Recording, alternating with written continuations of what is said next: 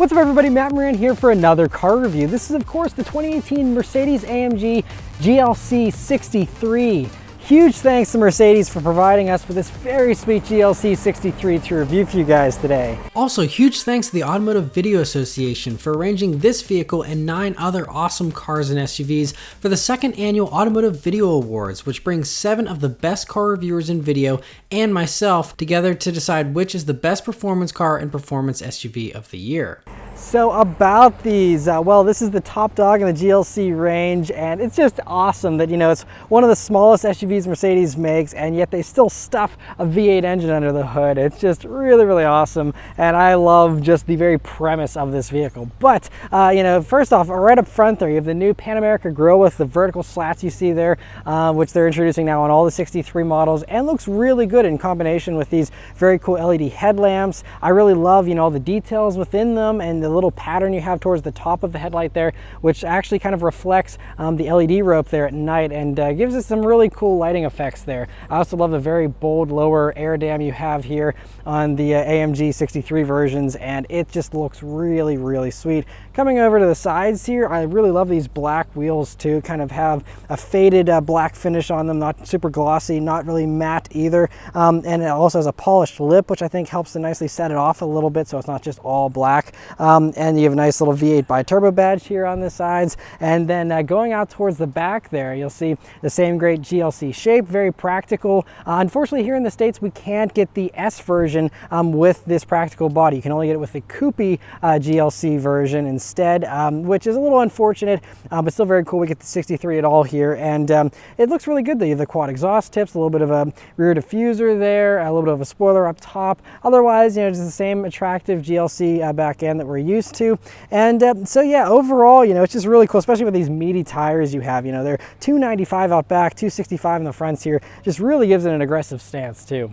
Whereas for the interior of the GLC63, well, it's a really nice place to be in typical Mercedes fashion. They're all so nice. But anyway, first thing, sitting down in these seats, you have these very nice black and red leather AMG seats that are really, it's a nice, soft, supple, expensive feeling leather, nicely perforated as well. Has pretty good bolstering here too, although it is a little bit on the wider side. So, you can adjust it as far as lumbar and stuff like that, but I don't believe it has as much adjustment as some of the others with the bolstering and stuff like that. But overall, still really great seats. Next to the steering wheel, which is a wonderful AMG wheel, very thick, beefy steering wheel, has the nice metal accents on it, a flat bottom, a few buttons here, very simple though, not too busy. You have a nice large metal paddle shifters that feel really great, but they are mounted to the steering wheel, not the column like some of the competitors, but still just a really great steering wheel to use. Next though are the gauges here, which also look very attractive here in the AMG version. You have the little carbon fiber background there. You have very aggressive, looking fonts that are very cool.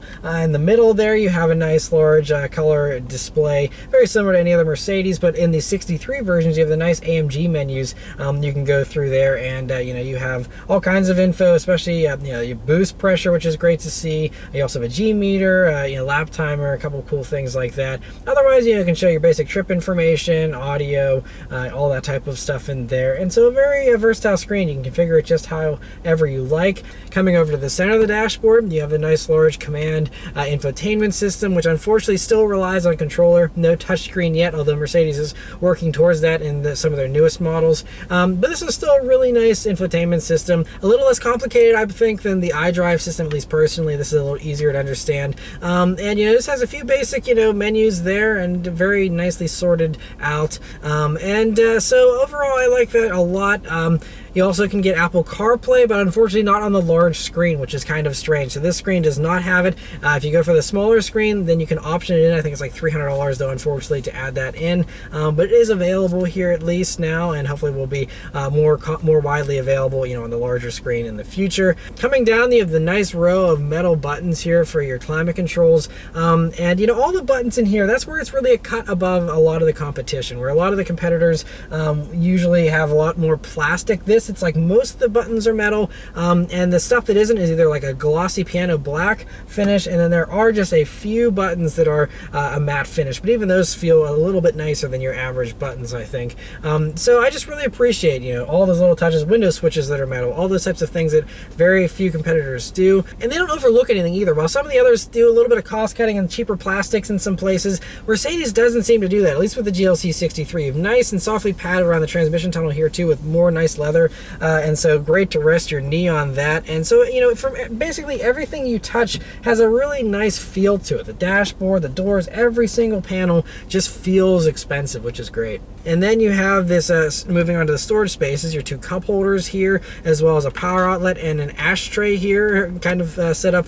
And you can also, that does go a little ways back there, so you can put something in there, but not large enough for a smartphone or anything like that, unfortunately. So compared to other SUVs, it's, you know, a little bit lacking, I think, as far as storage space goes. Not quite as good as some of the others. But one thing that is outstanding is this door pocket, which is massive and has like 3 different bottle holder cutouts here, and really nice and wide. So really excellent door pocket here. So that kind of makes up for not having as much in the center here. And then you have the center armrest, which is really nice and softly padded with this smooth leather, and it also has the red stitching, which is really nice. Anyway, you open it up, it splits in the middle here, and you have a really nice deep cubby. I mean, they did a great job of, you know, having just a ton of space here. 2 USB jacks and an SD card slot in there as well. Backseat space here in the GLC is actually quite good, you know, for the smaller dimensions here of the GLC body. You know, I'm 5'9", me sitting behind myself. I have about 3 inches of legroom to spare, and a decent amount of headroom as well. And a really comfortable backseat too. Again, more of that nice soft leather. It's a really nice place to spend time. You also have heated rear seats as an option you can get here.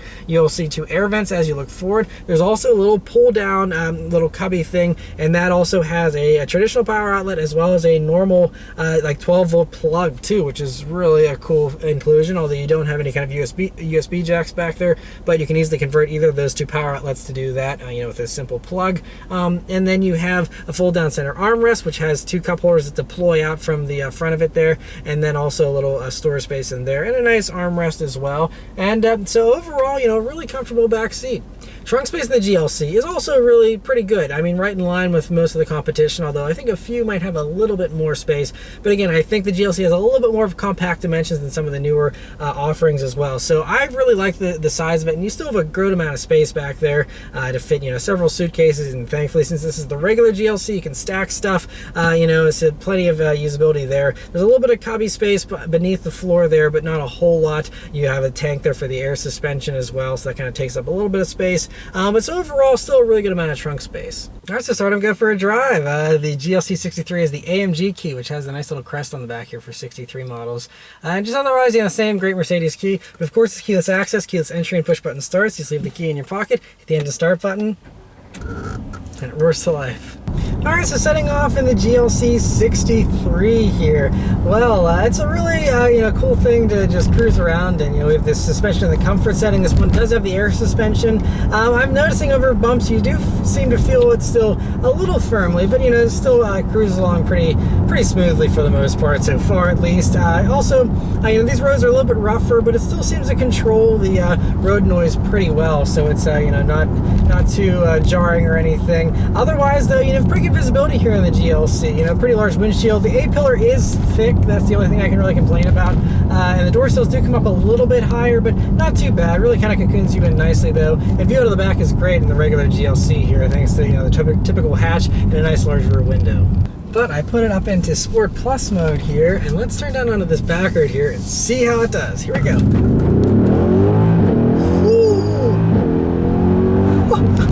Man, this thing takes off.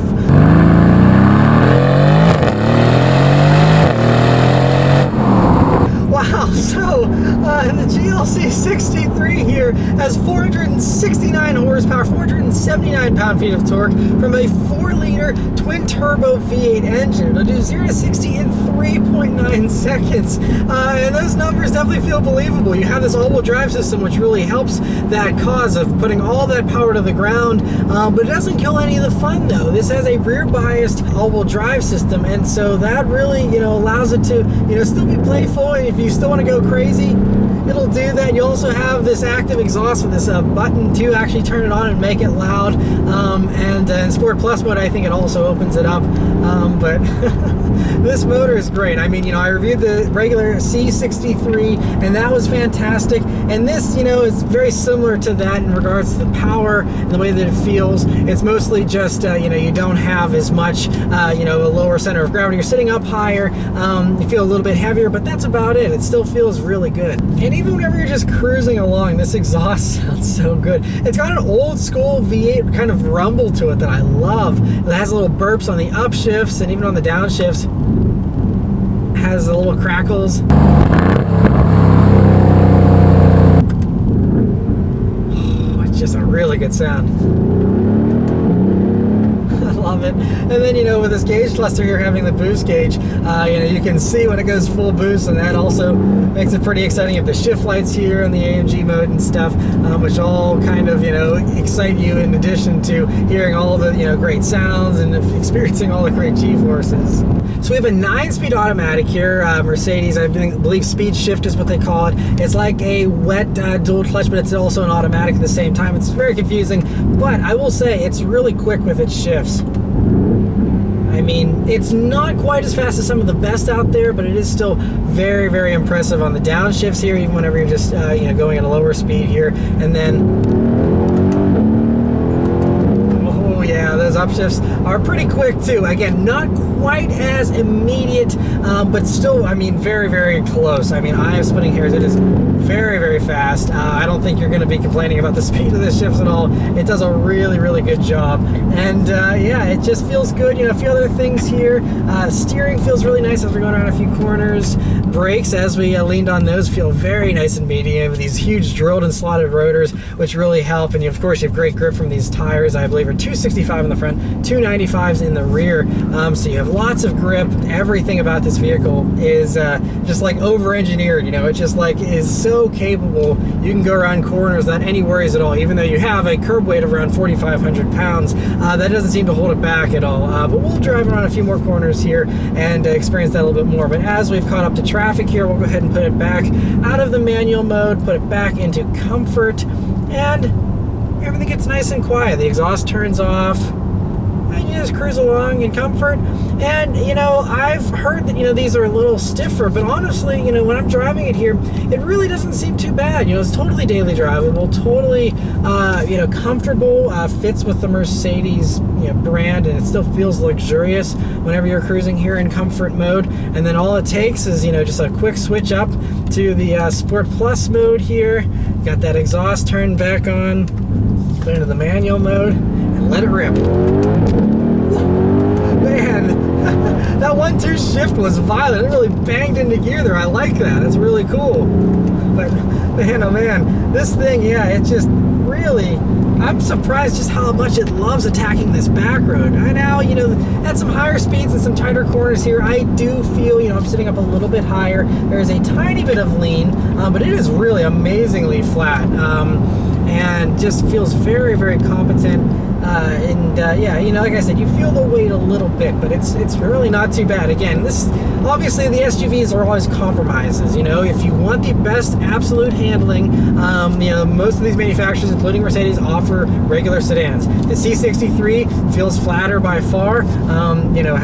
Feels lighter, better handling. But if you need the versatility and the practicality here of the GLC, or you want the all-wheel drive, but you don't want to go up to like the E63 with its all-wheel drive, you can go to the GLC here, and it still is really great. But it's not as great as the C63, as far as handling and stuff goes. But you still get the same great soundtrack, the same great rip from this motor. That's really, it's turboed, but you really don't feel that. It's so lag-free that you just downshift and go, and it's immediate. There really isn't, other turbos you wait a beat and then there's a surge. There isn't really any of that. It's just a surge all the time where it It just goes as soon as you put your foot down, and that's it. There isn't any kind of switch over or anything, which I really like. I mean, again, there's pros and cons to both, but I really enjoy the way this is set up, and it just, like I said, it's a really fun experience.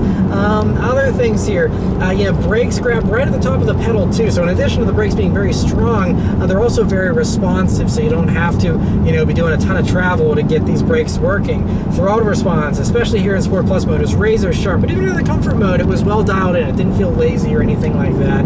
Yeah, this thing just feels nice and punchy at all RPMs. Really, you can even be in a higher gear. But yeah, the more you pitch it in, it didn't rotate on me, but I could kind of feel it was nicely neutral, thanks again to every biased all-wheel drive and all the trickery it has going on. In the regular it's the GLC63 here, you have a regular limited slip differential. If you went for the S, then it's an electronic limited slip differential. And I mean, this seems to be doing just fine. I mean, it does a really good job, and it's just, I haven't been struggling for traction or anything. It does a really great job putting all the power to the ground, but helping it feel really neutral. Like, it doesn't really feel too nose heavy, which I'm impressed with. I figured it would kind of be a little more on the muscle car side of the handling spectrum. We've driven a lot of impressive SUVs at the AVA event here this fall, and this is really it's impressing me. I mean, it's not quite as light in the nose as like the Stelvio Quadrifoglio, because that has 2 less cylinders, a little bit lighter, a little bit quicker steering and stuff like that. But if you want that V8, and you want that a little bit of a more muscular feeling to your very fast SUV, then this will certainly do that for you, and do it with nearly as much speed as you get with the Stelvio too. Another acceleration. Man, that first, the 1 to 2 shift is just crazy. It's like so violent. I love it. Oh man, this thing brings the drama, that's for sure. It really puts a smile on your face every time, I mean, you can drive it nice and sedately if you'd like, but if you push this thing at all and play with it a little bit, it rewards you with an absolute exciting, very visceral driving experience, which is really great to have, in an SUV package like this. It's really great that so many, companies are offering this stuff, because it really is great. You can have your cake and eat it too, really, with a lot of these vehicles. Like I said, you kind of give up a little bit of handling to the sedans, but it's just still a very, very good handling vehicle, and really impressive the job that AMG has done with these. And one thing that's also pretty impressive about these is the price of them. So while some other performance SUVs can easily skyrocket into the $100,000 range, 6-figure range, this is relatively affordable as far as these luxury performance SUVs go. So this one, it starts at just around $81,000, including destination. This one, as tested, is $87,440, and this has all the safety stuff, the Distronic Plus, which will do the stop and go traffic for you, all that type of stuff, which is nice. But honestly, I would get rid of all the driver aid stuff personally, and then you get one of these for low to mid 80s. And again, I mean, it's still $80,000 roughly, but it's just, not quite as bad as, some of the others, which can really get expensive. And I'll put it back in automatic mode, and let's do one last acceleration here.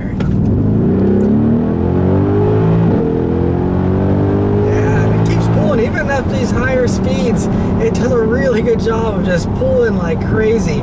This motor is strong. I mean, they use it in a lot of AMG products now, but it is impressive in every single one of them that I've tested so far. But yeah, so I mean, pretty reasonably priced for the performance you get. It's an absolute blast. It's a very nice place to be. One of the nicer interiors out of the performance luxury segment. And so yeah, there's really nothing to complain about here with the GLC63. It's an absolute blast, and so yeah, huge thanks to Mercedes for providing us with the GLC63 here to review for you guys today. Let me know your thoughts on these in the comments below. Thank you guys very much for watching. I'll see you next time. Take care.